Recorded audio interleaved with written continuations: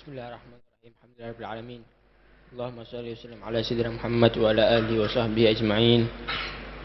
Wa an Adi bin Amirah radhiyallahu anhu qala sami'tu Rasulullah sallallahu alaihi wasallam yaqul man ista'malnahu minkum ala amalin fakatamana mikhyatan fama faqahu kana ghululan ya'ti bihi yaumal qiyamah. Faqama ilaihi rajulun aswad minal ansar ka'anni anzuru ilaihi فقال يا رسول الله اقبل عني عملك قال وما لك قال سمعتك تقول كذا وكذا قال وأنا أقوله الآن من استعملناه منكم على عمل فليجئ بقليله وكثيره فما أوتي منه أخذ وما نهي عنه انتهى رواه مسلم. بسم الله والحمد لله والصلاة والسلام على رسول الله سيدنا مولانا محمد بن عبد الله وعلى آله وصحبه ولا حول ولا قوة إلا بالله.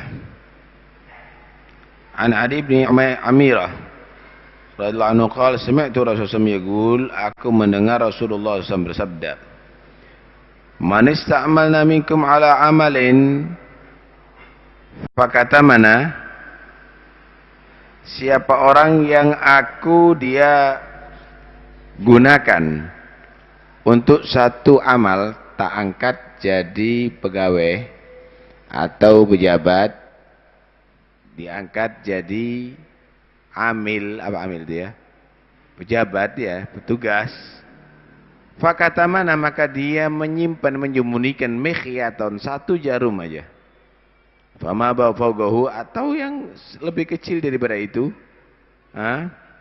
Karena isyada hululan, maka itu akan menjadi sebab penipuan, korupsi. Satu jarum aja itu adalah hitungan korupsi. Ya'ti bihi yaumal qiyamah, yang bakal akan dituntut dengan di hari kiamat dengan itu satu jarum. Faqama ilaihi rajulun aswad, kemudian berdiri seorang hitam. Minal ansar, dari sahabat Ansar. Ka'anni anduru ilaihi.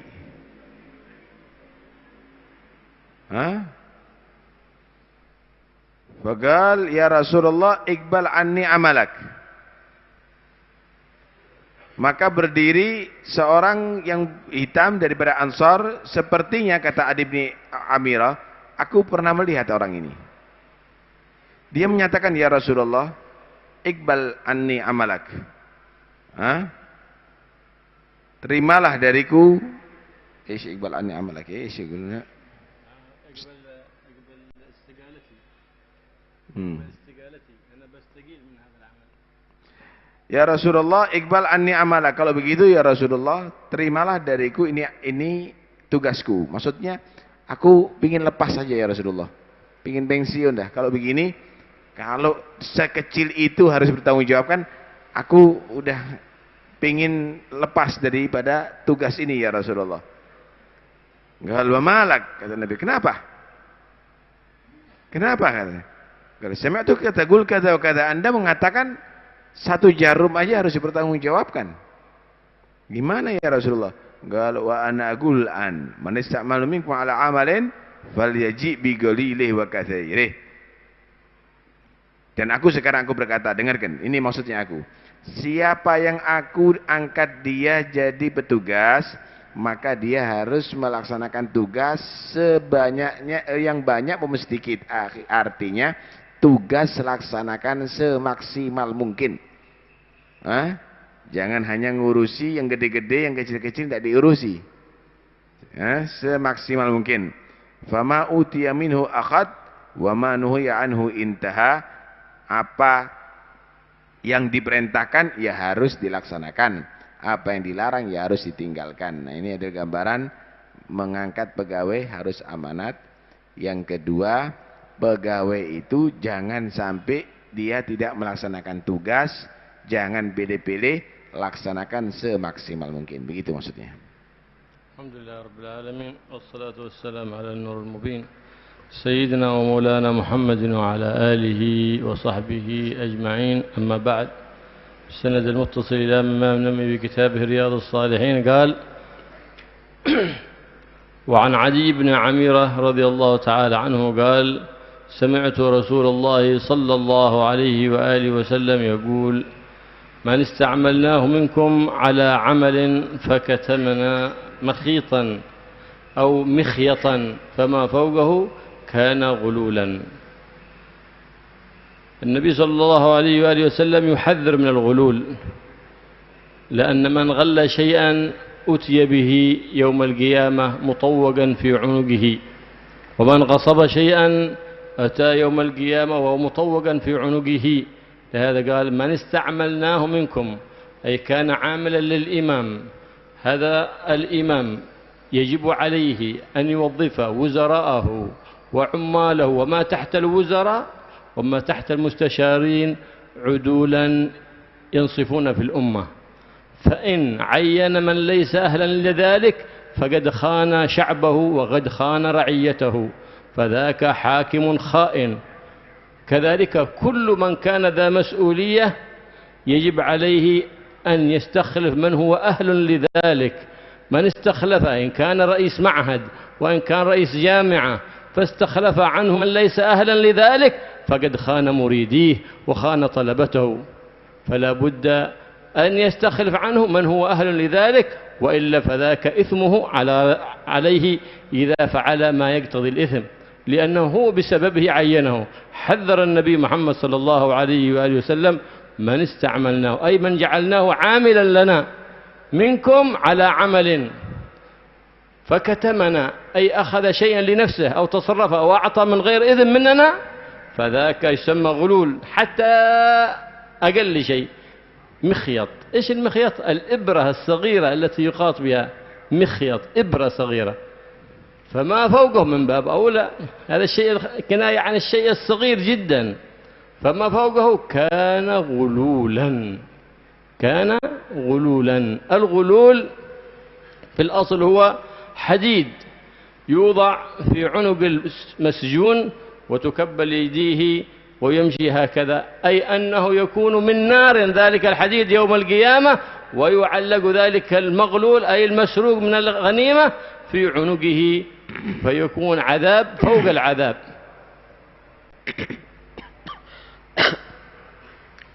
Ghulul, korupsi, menipu, mencuri, itu dilarang dalam Islam.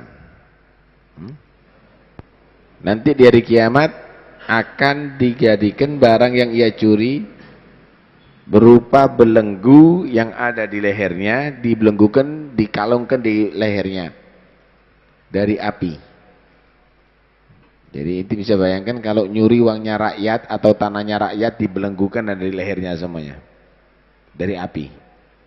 Nah, disinilah Nabi SAW mengatakan, siapa yang aku angkat jadi petugas, seorang pemimpin, mengangkat menteri, mengangkat gubernur, mengangkat siapapun, tidak menjalankan tugas, maka itu dinyatakan wulul, korupsi. Dan itu berbahaya, saudara. Karena itu seorang pemimpin kalau mengangkat orang yang tidak layak, tidak pantas, bukan orang yang jujur, kemudian dia kok sampai korupsi, maka dia yang bertanggung jawab. Bertanggung jawab di dunia karena dia yang mengangkat. Coba itu anak kecil-kecil diatur. Bertanggung jawab ada di akhirat, ada di atas diatur, takmir. Bertanggung jawab ada di akhirat, karena apa? Karena dia tadi itu mengangkat seseorang yang tidak pas. Mengangkat seseorang yang tidak pas. Namun jangan dibuat main-main dalam masalah ini. Siapa orang yang dia tadi itu melakukan korupsi karena diangkat seorang pemimpin, gegabah atau sengaja, maka dia harus bertanggung jawab dunia sampai akhirat juga. Bertanggung jawab dunia sampai akhirat. Ini bagaimana rakyat sampai misalnya terlantar gara-gara menteri-menterinya atau gara-gara pegawai-pegawainya atau gara-gara pejabat-pejabatnya yang tidak benar tadi itu. Maka dia harus bertanggung jawab nanti dari kami. Ini jangan main-main ini. Tanggung jawab sama Allah Subhanahu wa taala. هذا الغلول حرام وهو من الكبائر أن يأخذ من الغنيمة بغير حق. اختلف العلماء فيما غله، كيف إذا أراد أن يتوب ذلك الغال فإنه وقع في إثم عظيم وهو من الكبائر. إن كان قسمة الغنيمة فذاك يرد إليها، وإن كان بعد القسمة وقد تفرق كل فيعسر أن يعطي كل ذي حق حقه.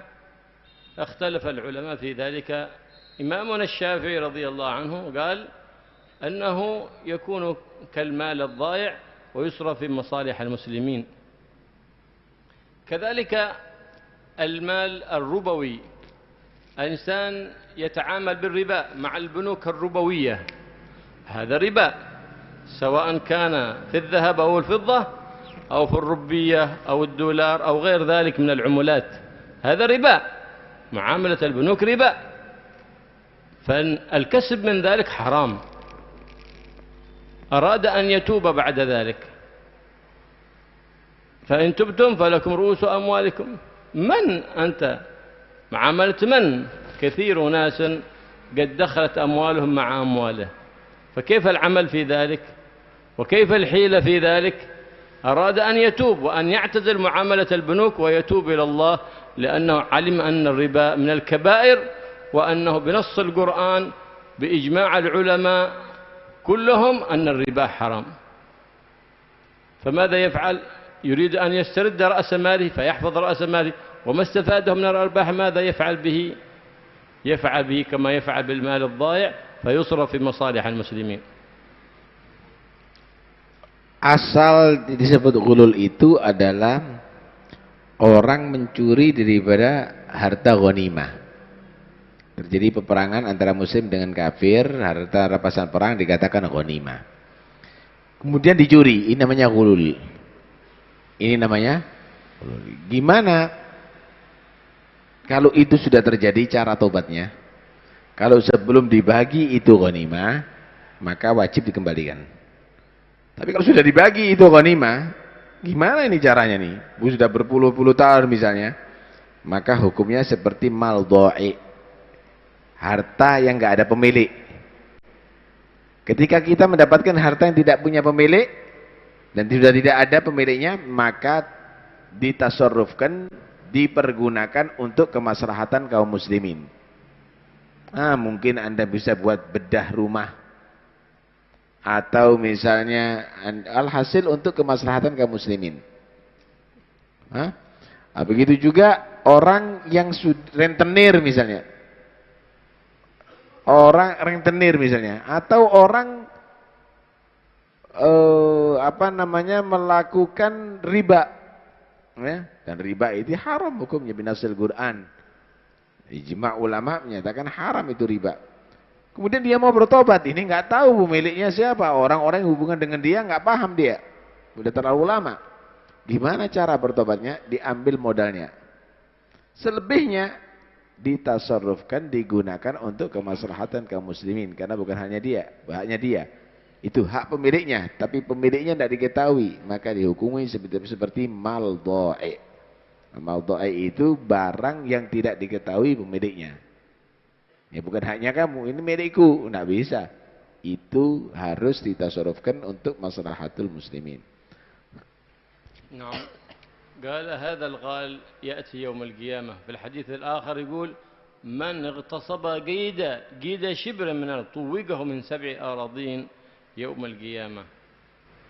فلما سمع ذلك أحد العمال فخاف وهاب هذه الوظيفة الشريفة الخطيرة. أنت الآن توليت القضاء، هذه وظيفة شريفة لكنها خطيرة، التكليف فيها أكثر من التشريف. توليت مرتبة الإفتاء أو رئاسة جمعية العلماء، هذه وظيفة شريفة لكنها خطيرة، فالتكليف أكثر من التشريف فيها. أنت توليت رئاسة هذه المنطقة أو رئاسة هذه الولاية، شريفة لكن Ana tidak mau melaksanakan ini. Ana nggak mau tugas ini berat ya Rasul, berat kata dia. Memang begitulah saudara. Kedudukan itu mulia. Ente mau jadi kedudukan apa? Mau ketua takmir, mulia. Mau jadi apa? Wali kota, mulia. Presiden, mulia. Ketua organisasi, mulia. Tapi kemuliaan itu kalau dibandingkan tugasnya lebih gede tugas. Lebih gede tanggung jawabnya, pikir-pikir. Kalau nggak melaksanakan tugas, dosa. Tuh lihat bagaimana Nabi SAW pernah bersabda, ini gambaran aja. Siapa orang yang dia mengambil gaidah sibgah kita? Tambah curiga kita. Justru orang yang ketakutan itu. يتوظف عند شخص يعرف أنه ما له مشبوه. Yang perlu. Kata Imam Sufyan, ente bukan membantu, sama dengan orang yang dolim. Loh. Terus gimana? Yang membantu orang dolim itu yang jual jarum sama yang jual benangnya itu. Tapi kalau kamu udah ente ini sama dengan golongan orang-orang yang dolim.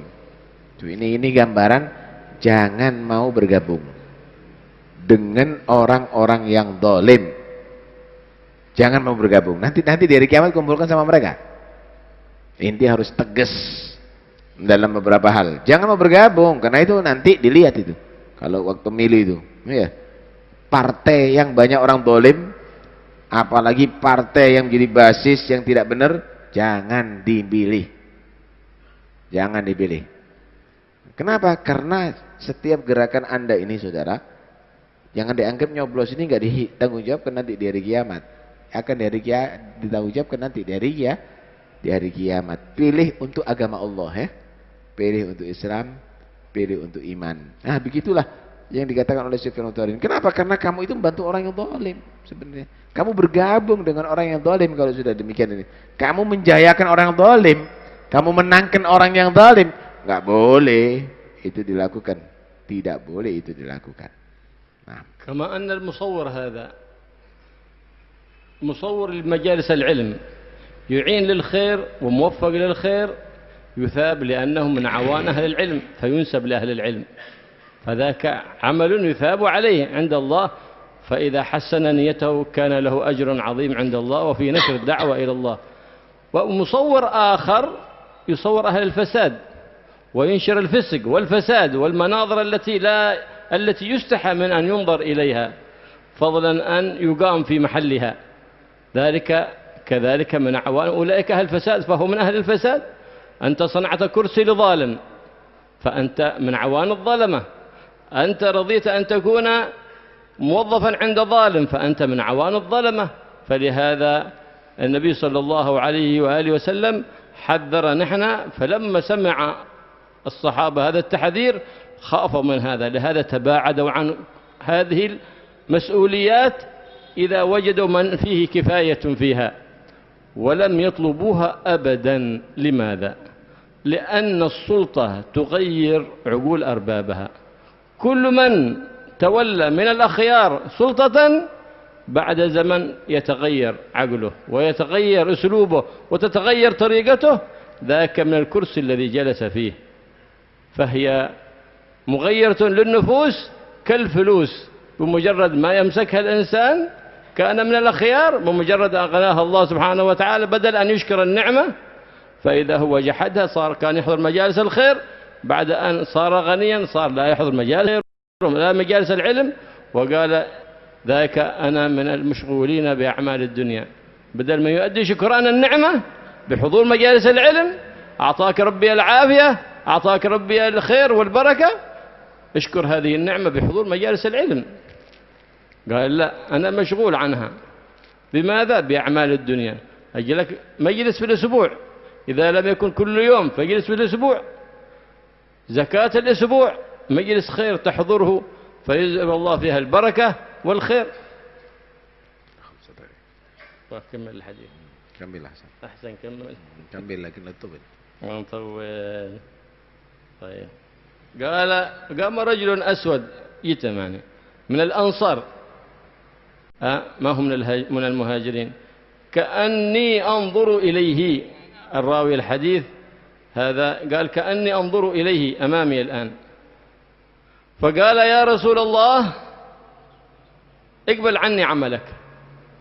معلوم أن من أراد أن يستقيل من وكيل أو قاض أو عامل عن الدولة أو عن سلطان أو غيره، ومجرد يقول عزلت نفسي، انعزل خلاص، عزلت نفسي انعزل، ما عاد يحتاج إلى قبول. اقبل استقالتي، قال يا بد ما يحتاج إلى قبول.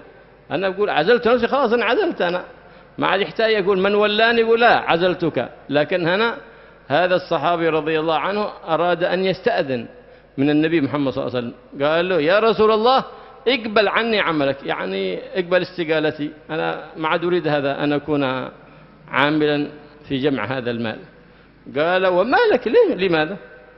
قال سمعتك تقول كذا وكذا كذا وكذا، هذه من ألفاظ الكنايات، كما يكنى عنه قلت له كيت وكيت، كذلك يكفل كذا وكذا، يكنى عن الكلام المبهم، كذلك يكنى عن العدد المبهم، كما تقول اشتريت هذا الكتاب بكذا وكذا ربية مثلا، فيكنى به عن عدد أو كلام مبهم. قال وأنا أقوله الآن كذلك، نفس الكلام لا زلت أقوله، لم أغير كلامي ولم أغير رأيي.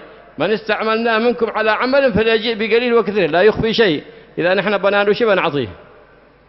لا تحلل نفسك أنت بنفسك من نفسه. بعض الناس يحلل لنفسه الحرام ويسول لنفسه العذار، لا، إذا ما عندك علم اسأل أهل العلم.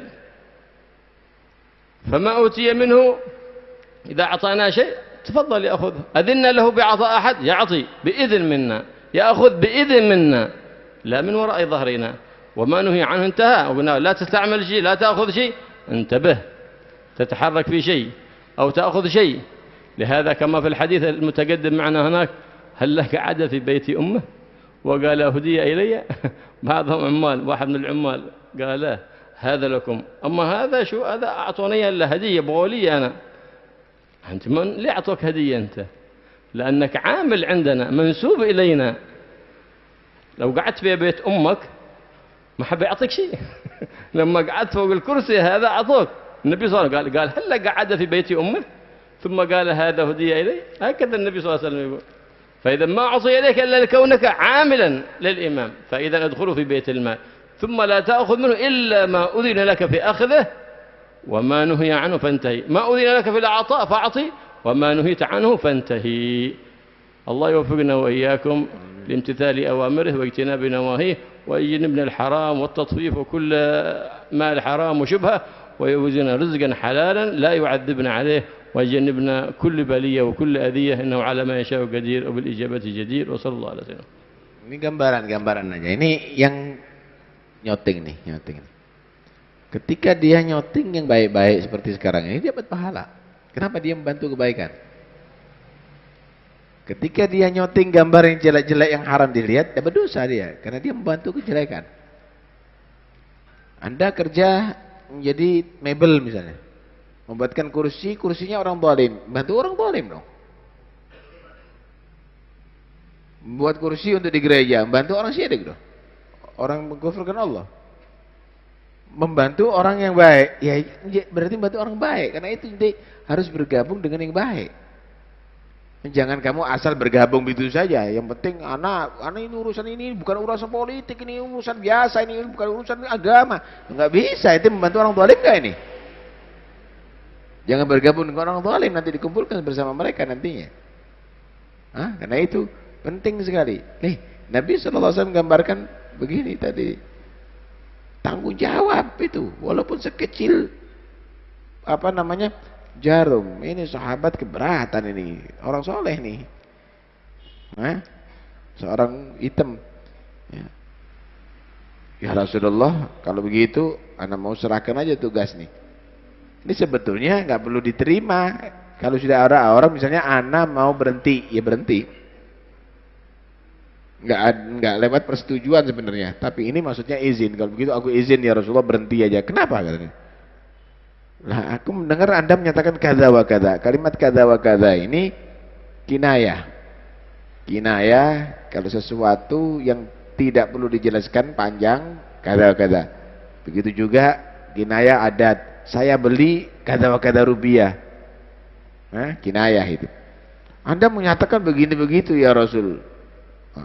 Kemudian bagaimana jawab Nabi? Apakah berubah Rasulullah? Karena khawatir ini keluar. Enggak apa-apa sudah untuk kamu. Enggak. Sekarang aku juga katakan lagi ya. Kalau ada tugas sedikit banyak harus dilaksanakan. Harus terperinci, harus terbuka, harus dicatat, harus jelas. Enggak boleh sedikit pun diambil. Begitu seorang pemimpin itu. Jangan nanti kalau sudah ketemu diusahakan gimana caranya supaya enggak jadi tersangka atau yang lainnya. Enggak boleh begitu. Pemimpin harus tegas. Yang melaksanakan tugas sedikit banyak. Nabi enggak pernah berubah deh. Nabi mengatakan walaupun sekecil jarum itu adalah dosa, itu adalah korupsi, itu harus ditanggung jawab di hadapan Allah Subhanahu wa taala. Ketika orang ini merasa keberatan, apakah Nabi SAW keder? Enggak, aku sekarang katakan lagi, sedikit banyak harus dilaksanakan. Ojo sampai tidak. Jadi jangan pelin-pelan. Jangan pelin-pelan, jangan hanya karena kelompoknya, jangan karena partainya, jangan karena golongannya, jangan karena familinya, keluarganya, jangan, enggak boleh begitu. Harus tegas. Kemudian bagaimana Nabi SAW menyatakan, ngambil sesuatu harus izin. Pahami? Jangan nanti kalau ada yang ngasih langsung kamu terima. Ini urusan pribadi kok dengan saya. Enggak bisa urusan pribadi kalau nanti jadi pejabat. Kalau kamu jadi pejabat nggak bisa urusan pribadi, kasih duit langsung terima, harus izin. Ngambil misalnya duitnya negara, harus izin. Harus izin. Ini untuk keperluan, ini untuk rapat, untuk ini. Untuk rapat miliatan itu opo, rapat opo itu. Sing dituku onde-onde sak miliar. Tidak masuk akal ini. Paham ya? Ini adalah gambaran bagaimana harus izin, harus terbuka, enggak boleh, harus dijelaskan semuanya. Yang dilarang jangan kamu langgar, enggak boleh kamu langgar. Luar biasa ini ajaran Islam memang ya. Lah kalau sudah ngikuti Nabi bagus. Jangan seperti dulu itu. Ya, ini diberikan untuk saya. Ini adalah untuk tugas. Ini hadiah kok. Enggak bisa begitu. Kalau ente hadiah, coba ente tinggal di rumah umi ente, di rumah ibunya kamu sana. Artinya bukan jadi pejabat ada di kantor. Kira-kira orang itu datang kepada kamu ngasih duit? Karena kamu ada di kantor aja mereka itu datang ngasih duit. Berarti apa? Nyogok tuh, nggak bener. Nggak bener. Kecuali istrinya ngasih makan di situ, nggak apa-apa. Kenapa? Waktunya makan belum pulang. Tapi kalau pegawai pengusaha-pengusaha datang bawa duit, itu nyogok namanya. Coba kalau dia tinggal nggak ada jadi pejabat, tinggal ada di rumahnya di desa sama rumahnya ibunya sana, nggak mungkin orang datang ke sana bawa. Ini adalah gambaran bagaimana Nabi SAW menggambarkan begitulah pemerintahan seharusnya. Ya. Wallahu a'lam. Al-Fatihah. Al-Haddad wa ila hadrat Nabi. Al-Fatihah. بسم الله الرحمن الرحيم الحمد لله رب العالمين الرحمن الرحيم مالك يوم الدين إياك نعبد وإياك نستعين اهدنا الصراط المستقيم صراط الذين أنعمت عليهم غير المغضوب عليهم ولا الضالين آمين الله لا إله إلا هو الحي القيوم لا تأخذه سنة ولا نوم له ما في السماوات وما في الأرض من ذا الذي يشفع عنده إلا بإذنه يعلم ما بين أيديهم وما خلفهم ولا يحيطون بشيء من علمه إلا بما شاء والأرض ولا يؤوده حفظهما وهو العلي العظيم آمن الرسول بما أنزل إليه من ربه والمؤمنون كل آمن بالله وملائكته وكتبه ورسله لا نفرق بين أحد من رسله وقالوا سمعنا وأطعنا غفرانك ربنا وإليك المصير لا يكلف الله نفسا إلا وسعها لها ما كسبت وعليها ما اكتسبت ربنا لا تؤاخذنا إن نسينا وأخطأنا ربنا ولا تحمل علينا حسرا كما حملته على الذين من قبلنا ربنا ولا تحملنا ما لا طاقة لنا به واعف عنا واغفر لنا وارحمنا أنت مولانا فانصرنا على القوم الكافرين لا إله إلا الله وحده لا شريك له له الملك وله الحمد يحيي ويميت وهو على كل شيء. لا إله إلا الله وحده لا شريك له له الملك وله الحمد يحيي ويميت وهو على كل شيء قدير. لا إله إلا الله وحده لا شريك له له الملك وله الحمد يحيي ويميت وهو على كل شيء قدير. سبحان الله والحمد لله ولا إله إلا الله والله أكبر. سبحان الله والحمد إلا الله والله أكبر. سبحان الله والحمد لله ولا إله إلا الله والله أكبر. سبحان الله بحمده سبحان الله العظيم. سبحان الله بحمده سبحان الله العظيم. سبحان حمده سبحان الله العظيم. ربنا اغفر لنا وتب علينا إنك أنت التواب الرحيم. ربنا اغفر لنا إنك أنت التواب الرحيم. ربنا اغفر لنا وتب علينا إنك أنت التواب الرحيم. اللهم صل على محمد. اللهم صل عليه. اللهم صل على محمد. اللهم صل عليه وسلم. اللهم صل على محمد. أعوذ بكلمات الله التامات من شر ما خلق. أعوذ بكلمات الله التامات من شر ما خلق. أعوذ بكلمات الله التامات من شر ما خلق. بسم الله الذي لا يضر مع اسمه شيء في الأرض ولا في السماء وهو السميع العليم. بسم الله الذي لا يضر مع اسمه شيء في الأرض ولا في السماء وهو السميع العليم. بسم الله الذي لا يضر مع اسمه شيء في الأرض ولا في السماء وهو السميع العليم. رضينا بالله ربنا بالإسلام ديننا بمحمد نبيا. رضينا بالله ومحل الذي كان من متين. اكفي شر الظالمين يا قوي يا متين. اكفي شر. أصلح الله أمور المسلمين صرف الله شر المؤذين. أصلح الله أمور المسلمين صرف الله شر المؤذين. أصلح الله أمور المسلمين صرف الله شر المؤذين. يا علي يا كبير يا عليم يا قدير يا سميع يا بصير يا لطيف يا خبير. يا علي يا كبير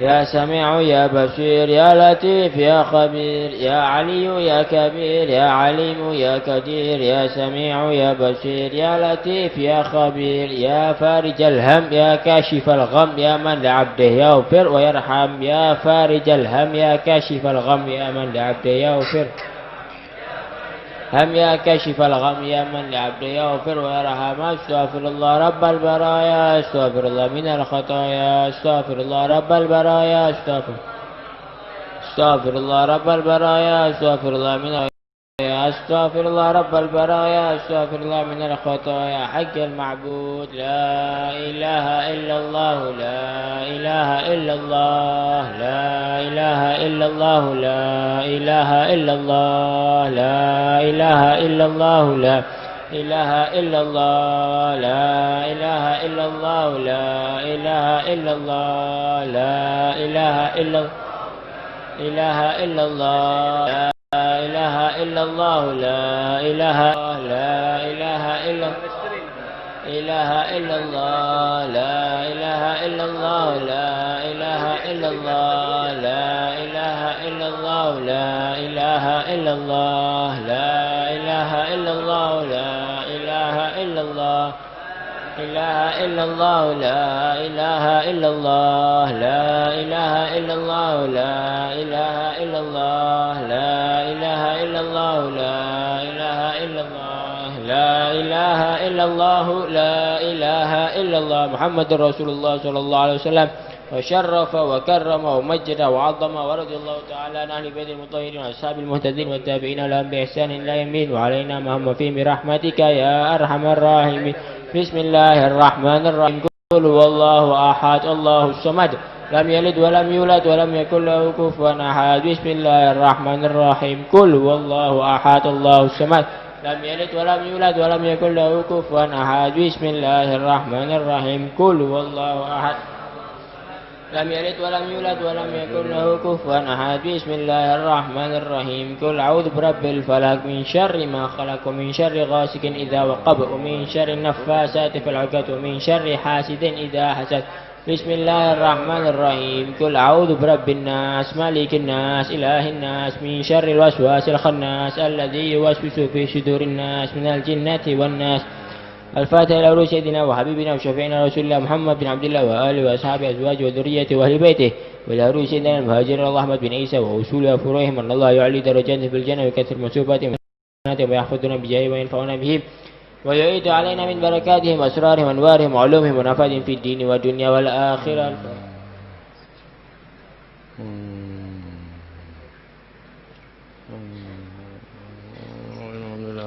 الفاتحة لروح سيدنا الأستاذ الأعظم الفقيه المقدم محمد بن علي بعلوي وأصوله وفروعهم وجميع ساداتنا على بعلوي وأصولهم وفروعهم أن الله يعلي درجاتهم في الجنة ويكثر مثوبتهم ويضاعف حسناتهم ويحفظنا بجاههم وينفعنا بهم ويعيد علينا من بركاتهم وأسرارهم وأنوارهم وعلومهم ونفعهم في الدين والدنيا والآخرة.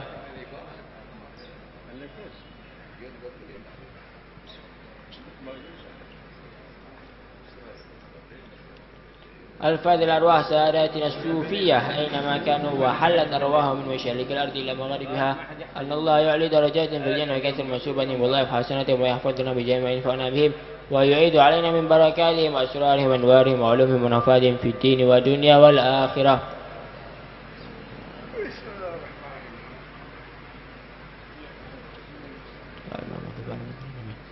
الفاتحة لرشدنا الصاحب الراتب قطب الإرشاد وغاث العباد والبلاد الحبيب عبد الله بن علي بن محمد الحداد وأصوله وفروعهم أن الله يعلي درجاتهم في الجنة ويكثر مثوبتهم ويضاعف حسناتهم ويحفظنا بجاههم وينفعنا بهم ويعيد علينا من بركاتهم وأسرارهم وأنوارهم وعلومهم ونفعهم في الدين والدنيا والآخرة. الفاتحة.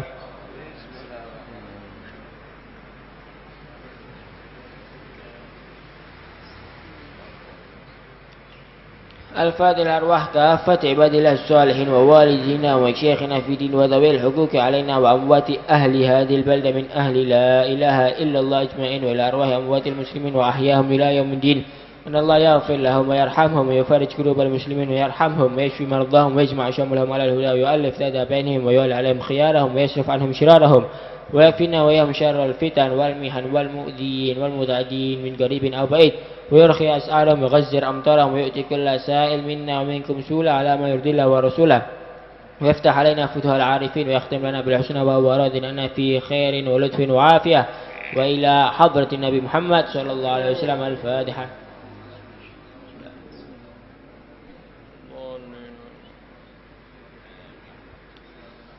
اللهم إنا نسألك رضاك والجنة ونعوذ بك من سخطك والنار. اللهم إنا نسألك رضاك والجنة ونعوذ بك من سخطك والنار. اللهم إنا نسألك رضاك والجنة.